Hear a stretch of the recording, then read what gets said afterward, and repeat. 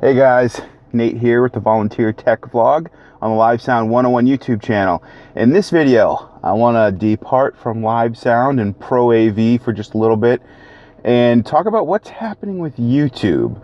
And I'm thinking about over the last 2 months, and I'm thinking about over the last 5 to 10 years, because really YouTube got big, I think 2006, 2007. So, I mean, YouTube's been around for 10 years now, a little bit over 10 years, to be honest with you. And I started my first YouTube channel in 2006 as a class project, and it was something totally different back then in 2006, and it's evolved into something. And I think, so I have two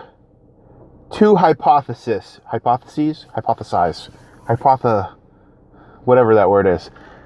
YouTube is either going through a real dry spell right now, and then it'll get better in the future, or it's going through a dry spell right now and it is basically breathing its last dying gasp before it dies.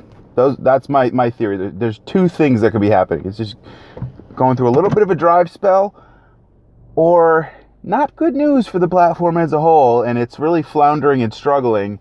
And if you're investing a lot of time in YouTube, you might want to pause and consider the ramifications of that. So I'm going to share my story, my perspective on YouTube.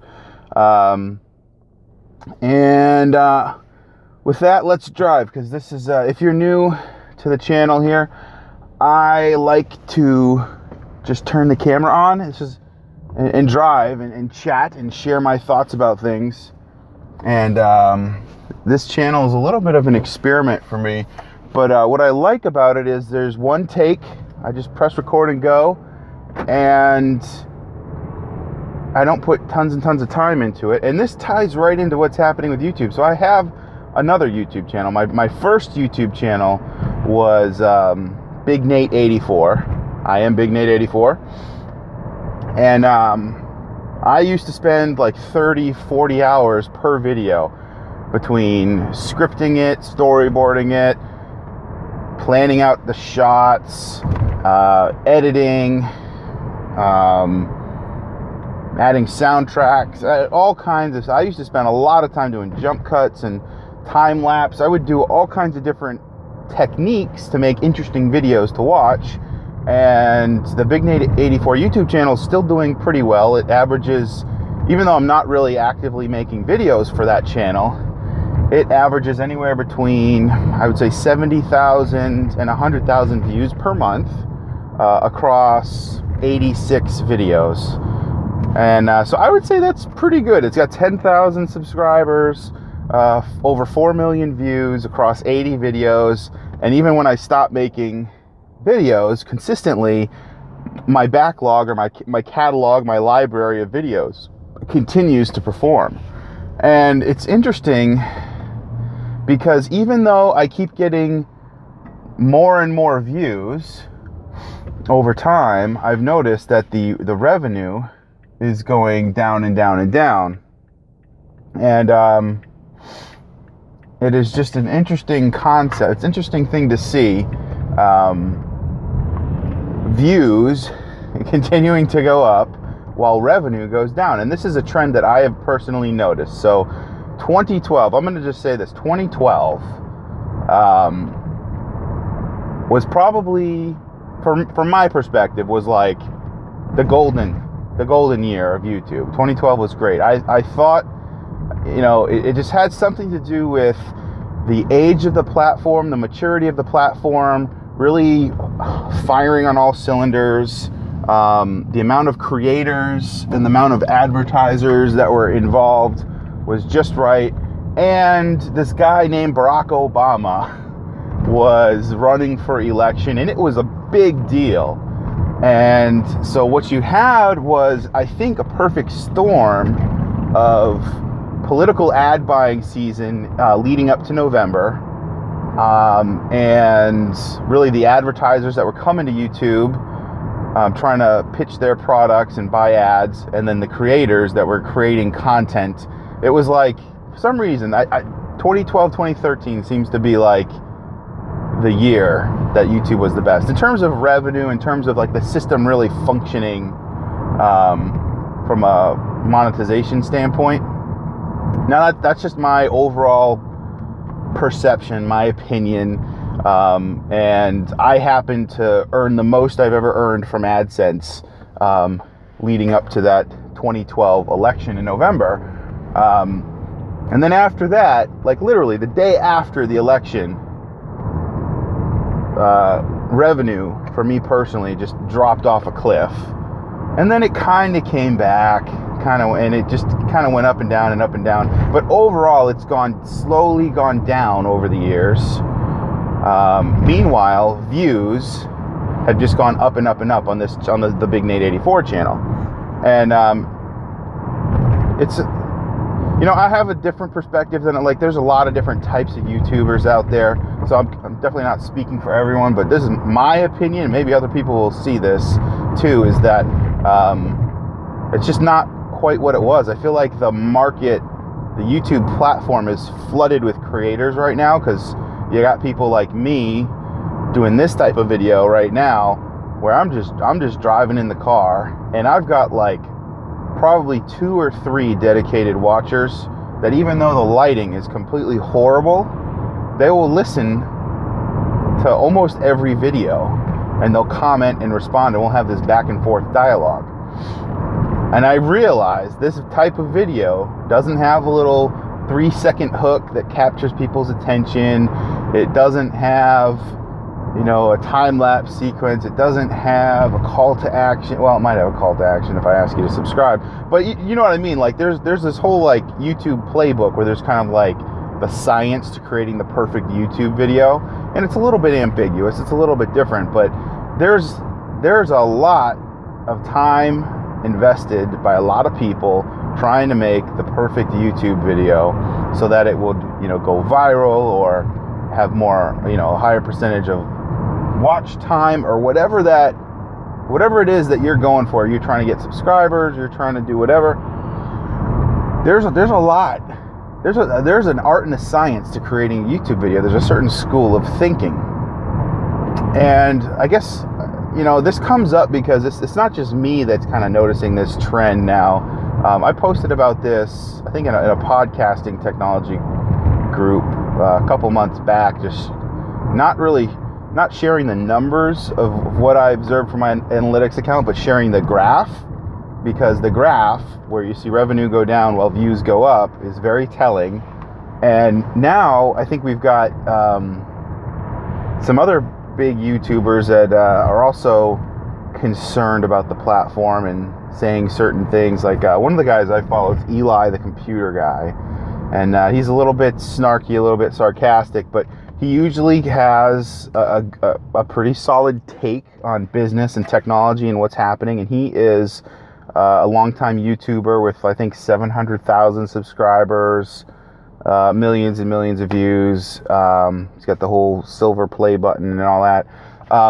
And he is very public about how he is slowly transitioning away from the YouTube platform for a number of reasons. And from a business standpoint, I think it's smart to not put all your eggs in one basket. And I think it comes back to kind of like my opening hypothesis is that YouTube is either going through a real dry spell right now, or it is about to die. And I don't know when it's about to die, but it's not looking good right now. And so you see the creators that make YouTube awesome earning less and less and less as they get more and more views. Maybe that's just the market adjusting, and maybe it'll balance out.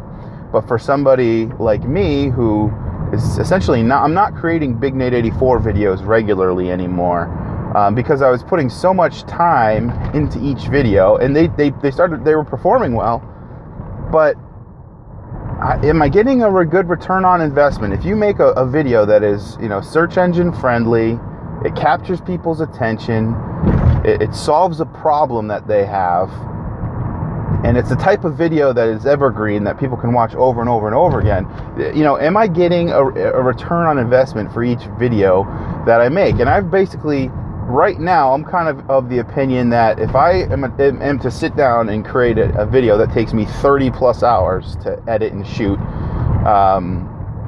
I need some other way to monetize that. It needs to be sponsored in some way, or it needs to have some sort of special affiliate partnership going on. Like I did one for Good and Useful Supply. They have a wood splitting device called a split saw. They sent me one of those out for free, and I set up a little coupon code privately with them, with a coupon code, so people can get 5% off if they buy anything from the store. And that's actually worked out pretty well. That video's got, I think, almost 100,000 views right now, and so I get some revenue from the AdSense coming in on that video, and I also get a commission every month from sales for people using my coupon code. But those deals are hard to land and hard to set up, and it takes effort, and you have to really trust who you're working with, because at least the way this deal is set up, it's the honor system, man. I mean, if the person told me, yeah, we didn't sell any this month, when they actually sold 10,000 for people that use my coupon code, I'm really trusting somebody that I don't have necessarily a strong business relationship with. In this case, it's worked out very well, and I can't say enough about Good and Useful Supply. I mean, they've been great to work for, in terms of just going back and forth with business stuff and getting paid and everything like that. It's been awesome. But part of me feels like that is not the norm, and that is a diamond in the rough. Like this woman who I'm collaborating with and working with has been awesome. And I feel like that is a fluke. I don't know. Basically, I would love to do more deals like that, but I don't know if I'll be able to. I don't know if that's sustainable. So anyway, if the situation can come up, if I can position it right, I'd put in the time to make a really nice YouTube video. But I think there needs to be that secondary form of monetization for it to work. And then even at that, I mean, you could spend a lot of time making a video and it doesn't get 100,000 views. That, to me, that's a success. The video I think it's at like 90,000 views right now. And so, we got a fire truck coming over here. So that's pretty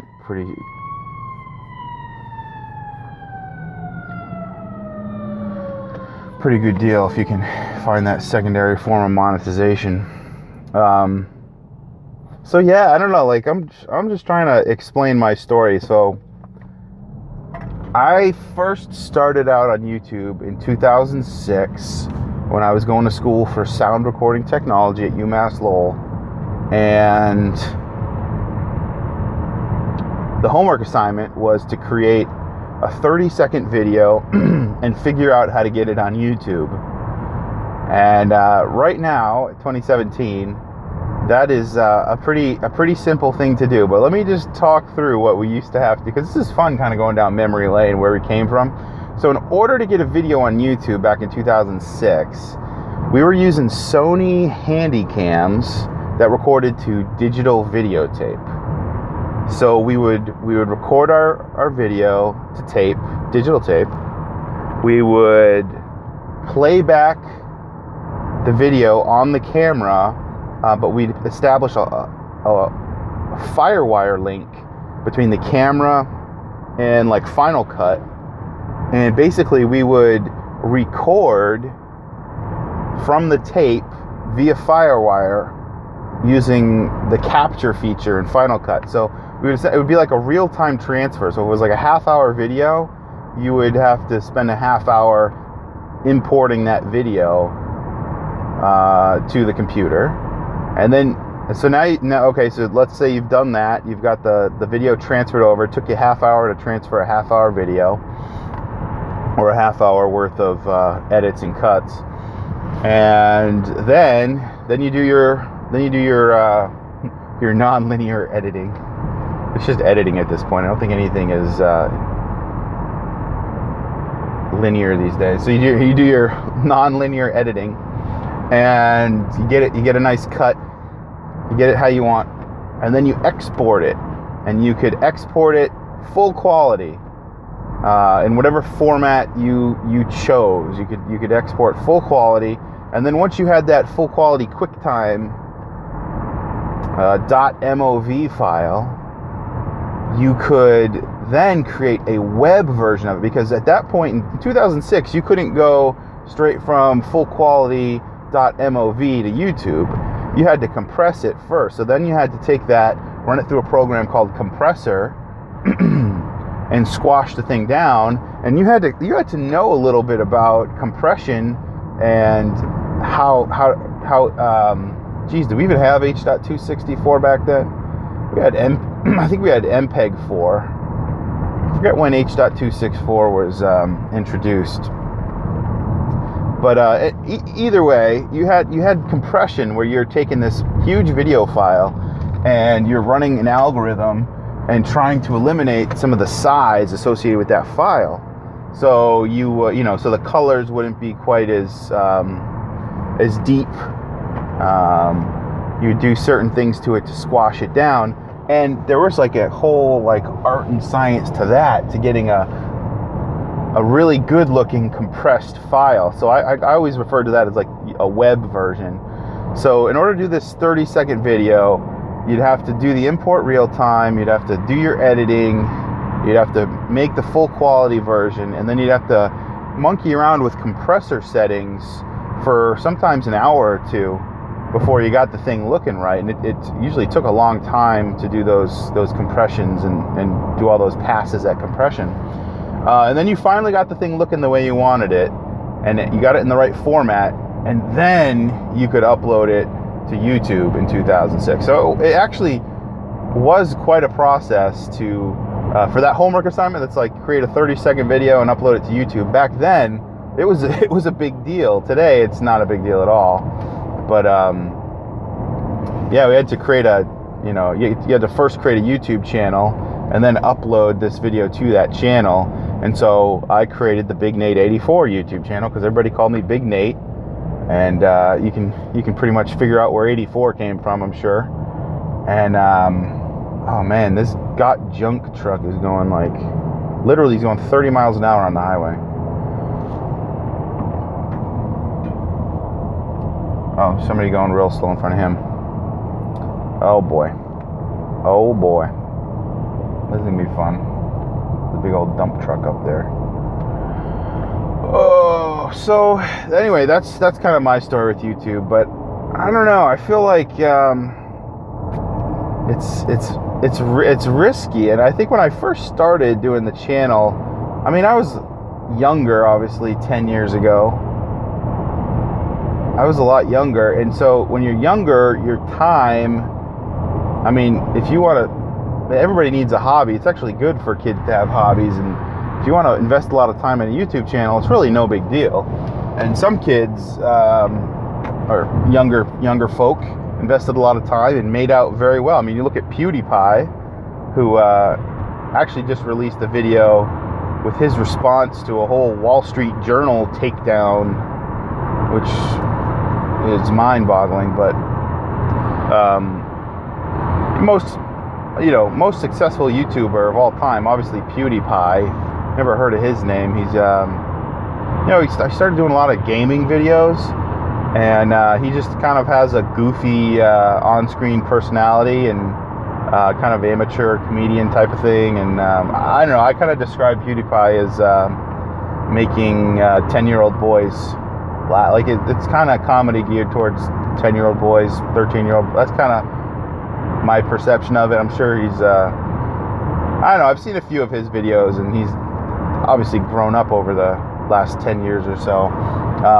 But he's kind of got a goofy, silly YouTube channel, which entertains a lot of people, and he's done very, very well for himself. And I'd be interested to hear his take. So there are different classes to YouTubers. This is another important thing to be aware of in terms of like the whole big picture and like what's happening with YouTube. Is it going through a dry spell, or is it dying? That's another thing to look at, is the first class YouTubers, if you will, the PewDiePies, the Rhett and Links, the Shay Carls of the world, the Johnny Wongs of the world, Linus Tech Tips of the world. Those type of people who are really making it a business and have like a team of people working for them. and they're doing all kinds of crazy projects. I wonder what their perspective of this all is. I mean, they're in a completely different world. I mean, I'm one of the lower class YouTubers for sure. 10,000 subscribers, 4 million views. That's like, you know, not really much. We're a dime a dozen. People like that are a dime a dozen. But then there's like the next level up where you've got, you know, 100,000 to 1 million subscribers. And then there's like first class, which is, you know, over 1 million subscribers and billions of views. I think there's like 3 major buckets of YouTubers. So I'd be interested to hear what people in those higher levels of YouTube think.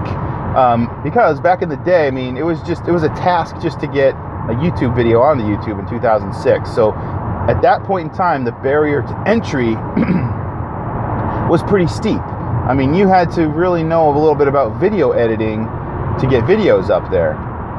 And it wasn't always an easy thing. And then over time, it got easier and easier and easier to do that. And I remember there's a point in time, I think it was 2011, 2012, where you had to apply to be a YouTube partner in order to make money and monetize your YouTube videos. And that right there was a huge draw. So that attracted a lot of people to create channels to see if they were good enough to monetize their videos, if they were good enough to be invited into this partner program. And you had to apply, and you could only apply like once every 2 months or 3 months or something like that. I remember I applied like 6 times and got rejected. And then they changed the rules and they said, okay, everybody's a YouTube partner now. So they made everybody a YouTube partner. I was working my butt off at this at the time. I thought it was great. And I think that's part of the reason why 2012 was like the golden year for me, because I had been uploading videos once a week for a whole year trying to get into this partnership program, because I was younger, I had the time, and I was trying to set up streams of passive revenue. I thought if I could create some real good YouTube videos, I could just set it and forget it, and those would earn money over time for a long period of time. And that has been true, but the revenue, like I said, it just keeps going down as the views go up, and I'm thinking, what am I doing? What have I invested in? And so I'm concerned about YouTube because of that. But anyway, back to the story. I mean, I created this channel where I'm uploading every week, hoping that I could get into this partner program. And then finally they changed the rules and they let everybody in, and I signed up immediately, monetized my videos, and it took, actually, so because I had already been building things up, I already had a library going, my channel was on the rise. As soon as they opened that up, I think I made like $120 that first month. And then the next month I made like $200. And then it kind of went up and down and up and down. And then we get to the election time in 2012. And I was up around $400 a month. And back then I think I was getting like maybe 40,000, 50,000 views per month. So for like 50,000 views, not every single one of those views would be monetized, but the ones that were monetized were actually performing very, very well. And so what I've seen is that performance has just gone down. Still making money from it, but it's not where it was compared to the views. And I'm sounding like a little bit of a broken record there, but I think there was this draw, this like almost like the gold rush, you know, back in the day when people heard, hey, if you mine them hills there, you're gonna be striking gold, you know. And there's this idea that if you just picked up and moved out to the hills, you could strike it rich and find gold. And I think there was this rush for YouTube during that time period of like 2012, 2013, where the barrier to entry was down, because now you didn't have to, you could shoot video natively in .mov and import it with an SD card very easily. barrier to entry was getting down. You didn't have to be, I had formal film and cinema and video editing classes in college. So it was a natural fit for me and I thought I had an advantage over most folks because I knew a little bit about framing a shot and, how to record good audio and all that stuff that you have to learn. I kind of had a jump start with a lot of that. And I'm not saying everything I made was the highest production quality or, the highest level of art or anything like that. But I knew what you had to do to put out a quality product. I may not have been the most creative guy in the YouTube world, but I kind of knew that, and so over time it just got easier and easier. Now you can just shoot and edit on your phone and upload whatever, and so I take advantage of that because I still think there's value in just hitting record, sharing your thoughts, and putting it out there for the world to hear if somebody wants to hear it. And maybe there's only 2 other people that communicate back and forth with you through this time delayed communication, but I think there's value in that. So that's what I'm doing now on this channel. But yeah, I think there was that gold rush for YouTubers, and the floodgates were opened. Anyone could become a partner. They wanted to get tons and tons of creators. You always hear from YouTube how many hours of video per minute are uploaded. It's ridiculous. I don't even know the number off the top of my head, but I feel like there's some crazy stat, like for every minute of the day, 3 hours worth of YouTube video are uploaded, or I'm sorry, 3 days worth of YouTube videos are uploaded, or so. There's some, you have to Google that for me, but there's some crazy stat about how many hours or days of videos are uploaded per minute or per second or whatever the ridiculous stat is. So you had that happening. You had on the other side, so you had this influx of creators, and then you had this influx of ad buyers, especially, political folk who are trying to buy up every TV ad, every radio ad, and now there's this new category for YouTube videos.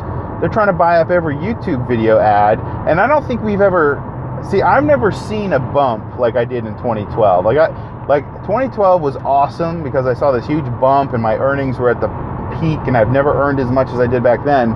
But I had this kind of like hope and dream that every 4 years, every presidential election cycle, there would be a big, huge ad buy. And I don't know if so many, because after 4 years, went by after 2012, during that time period, we had so many more creators flooding the market that I'd just be interested to see if the political ad buying on YouTube stayed the same, went down, or went up.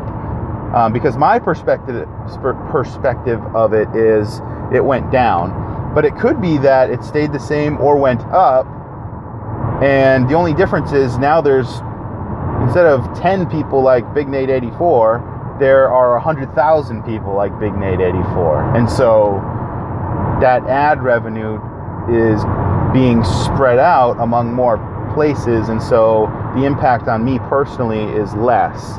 I think that's probably the situation, or some mixture of those scenarios that I just laid out. It's just there's more creators than there are ad buyers, and so what happens is the creators end up, at least the ones that have been around for a while, end up not performing as well as they did in the past. And so if the creators are not performing as well as they did in the past, they're not motivated to invest more time into creating more videos.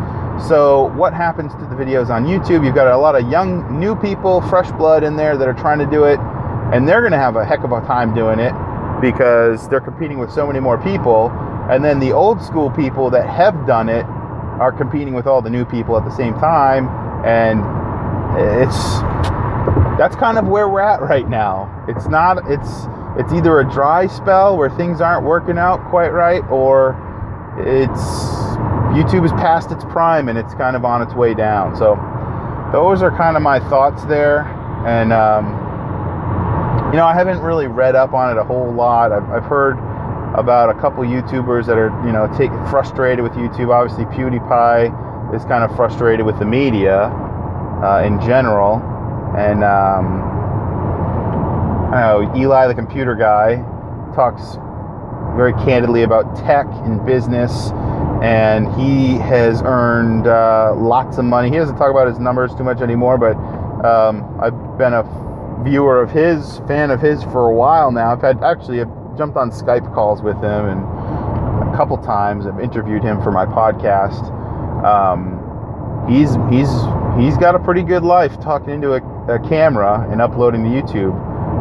But he sees the writing on the wall, and he is slowly trying to set up a different business so that he's not relying on YouTube for his revenue, because he sees what I see too, and hopefully this reaffirms what he sees. And I want to maybe share this video with him. I don't know if he'll watch the whole thing, but see what he thinks about it, because I see the same thing. It's just not looking good for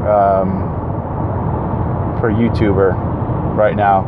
If you've been working at it for a long time, it just you don't get a sense that you're going to be making a good investment of your time and resources and money. And so that's part of the reason why I have a podcast, is because the YouTube thing is great, but it's kind of uncertain. So I've got a podcast going called AV Shop Talk, and that's a monthly thing where I earn a living doing system design, pro AV system design.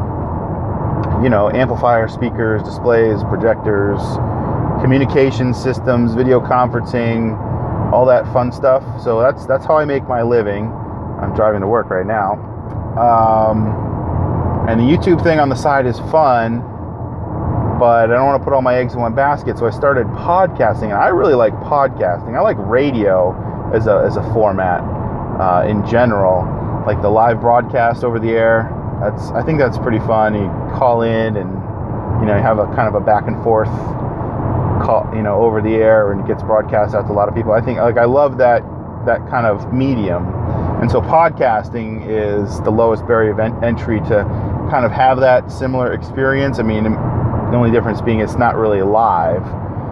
You could do a live podcast. I don't do mine live because I try to do one episode a month of AV Shop Talk, and I try to get the best production quality I can with the equipment that I have. And I sit down with an industry professional, talk shop about some deep dive into new technology, or hear their story and how they earn a living for themselves in the pro AV and systems integration world. So that's kind of the AV Shop Talk podcast. It's where the AV pros come to talk shop. I have a sponsorship deal with a manufacturer where I sell them a 30-second ad every month, and then they help support the show. And it's not huge money. It's not anything. It's nothing I could pay a mortgage with, but it's a steady stream of income that I have that supports that project. And the idea is I could add maybe one or two more. The idea behind the podcast is that I could at some point ramp up the number of shows that I do. Right now I just do one a month to kind of keep the thing moving, but I could decide to do one a week and try to add 2 or 3 more sponsors and try to earn some money that way. So right now the show is growing very steadily. It took me, from 2014 to 2016 to get a certain number of downloads, and it took me from 2016 to today to double that. So the show is growing in terms of viewership, but it's a niche podcast, so it's a different type of a thing than a YouTube video. It's long format, niche, versus YouTube is really the videos that I was making before were geared towards the masses, and they were really trying to target a wider range of people and be short, concise, to the point, educational, informative, entertaining, versus the podcast, which is long form, audio only, and it's very specifically about the pro AV industry, the people in it, how they got into it, how they make money, and you know, it's been a fun journey as a content creator. And so now I'm sitting here talking into my camera as I drive down the road on the highway. Yet again, this is another experiment for me in terms of content creation. It's another type of content. And the thing I like about doing these videos is, like, what am I, 35 minutes in so far? And, you know, I'm just commuting right now. So I would be either listening to music or listening to a podcast or some sort of content. And instead, I'm generating content for other people to kind of have on in the background and listen to, and share my thoughts with them. So that's, I think, what I'm interested in, is exploring all the different mediums too, and getting a taste for it. So I've got like over 200 something of these vlog videos. Not all of them are these windbag sessions where I talk for a long time. I think I put all the, if it's over like 20 minutes or 30 minutes, I'll consider it a windbag session, and I'll put it in a certain playlist. But for the most part, the videos are like 10 minutes. And it's a good way for me to get my thoughts out and share with other people. And also there's a back and forth because of the comments, where somebody will listen to it and then chime in about something, and then I'll maybe learn something new, or have a new connection point with somebody else who had a similar experience. So anyway, that's those are my thoughts on YouTube. But I'd like to hear kind of what you're thinking about YouTube. And yeah, I think it's not looking good right now. It's definitely not looking good right now. Whether or not it bounces back is the question.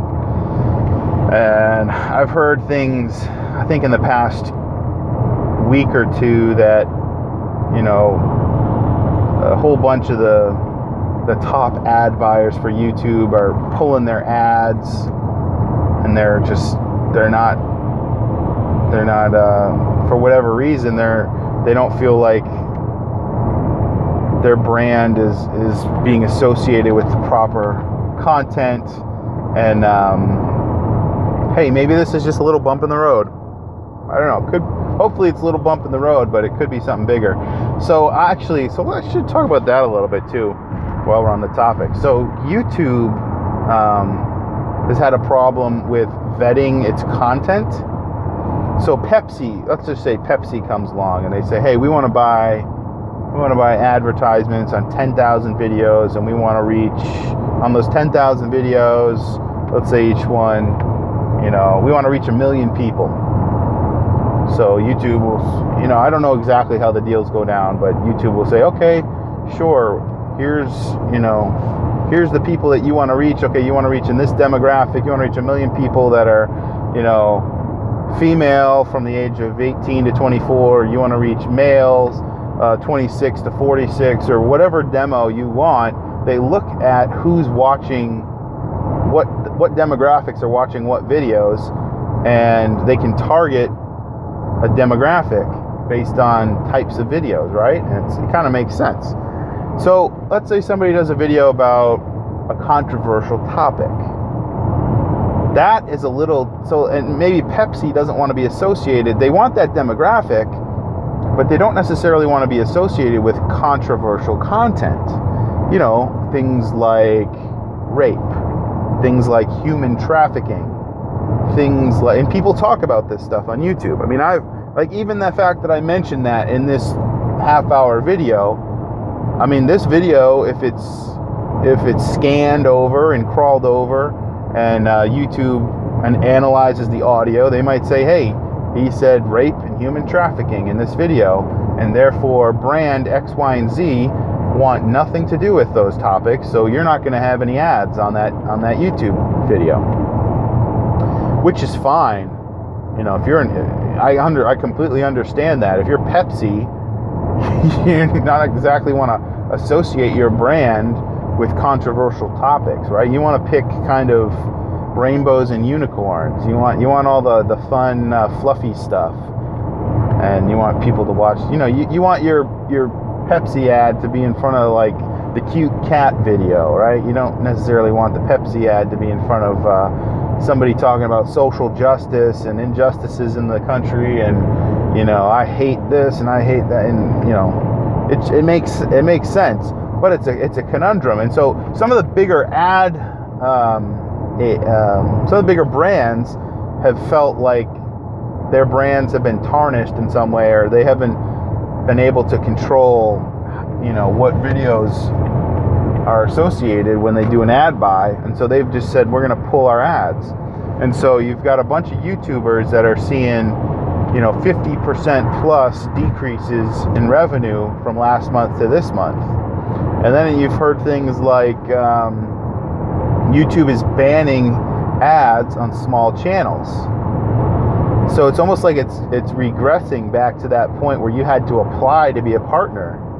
And it's all just very interesting to me, because I feel like there was something to it when you had to apply to be a partner. I feel like there's something there that don't get me wrong, I completely benefited from them opening up the floodgates and everybody could become a partner. I 100% benefited from that. Who knows if I would have ever been a YouTube partner had they not changed that. But looking back, I feel like that's a good distinction of you're either in the club or you're not. Like, you're either a partner, you're either able to make money, or you're not. And if you're a partner, to be able to make money, I feel like YouTube needs to bring that back. And the fact that I've heard rumors, I don't know if this is accurate, or I've heard that they're banning ads in small channels. I don't know if that's 100% true. I do know that some of the top brands have pulled their ads. That's been reported on. That's definitely, you can look that up. The banning of ads on small channels, I'm not 100% sure if that was just a rumor or hearsay or what. But I tell you what, I think that would be smart for YouTube going forward, is to say, hey, if you're just some Joe Schmo off the street and you're talking about all this crazy stuff, that's fine, but you're not in the partner club. You know what I mean? You don't pass the sniff test for brands to want to advertise on. And I think as a creator, you got to make that decision. Well, what are you going for? Are you creating YouTube videos to spread your message and to, have your voice heard? Or are you in this to earn revenue because you want to monetize? And if you're in it to earn revenue and monetize, you want to be family friendly, you want to stay away from the controversial, and you want to make videos that are a certain flavor, so to speak. I feel like those are two different things. So I think it might be smart for any given YouTuber to have two channels. One that is partnered, and they put out a storefront personality that is sellable and marketable and makes sense. And if they want to go into the controversial stuff, set up a second channel where the monetization is turned off, and that's where we hear about all your political views and all that stuff that not everybody wants to hear about. So I don't know. That's my advice for YouTube. For YouTube to get out of the dry spell, you got to take out the garbage. The simplest way I can put it, you got to take out the garbage. If something is not working from a business standpoint, I don't think you have the luxury in the business world to say, well, no, we want to stand up and let people voice their opinions, and we can't just. It's not discriminating either. That's the thing. It's like nobody has a guarantee to earn money for free. Like that's not in the Bill of Rights that my YouTube videos shall be monetized no matter what I say in them. Like that's not a constitutional right. And I think YouTube's just gotta manage that a little bit differently, and I think they'll be okay if they do that, but I don't know. It's tough sledding at the moment. So wow, I've been talking for 44 minutes. Oh man, holy cow. I haven't even taken a sip of my beautiful hazelnut coffee yet.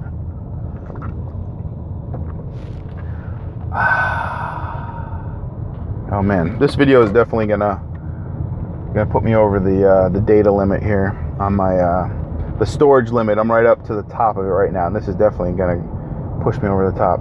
So with that, I will wrap up. Anyway, those are my thoughts on YouTube.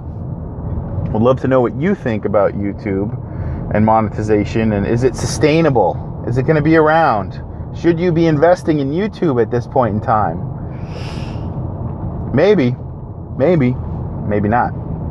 I would say invest a little bit in YouTube, keep it on life support, but invest somewhere else where you can surely make a deal and earn some money without having to rely on a platform's success or failure. So anyway, good chat. My name is Nate. This is the Volunteer Tech Vlog on the Live Sound 101 YouTube channel. I will see you in the next video.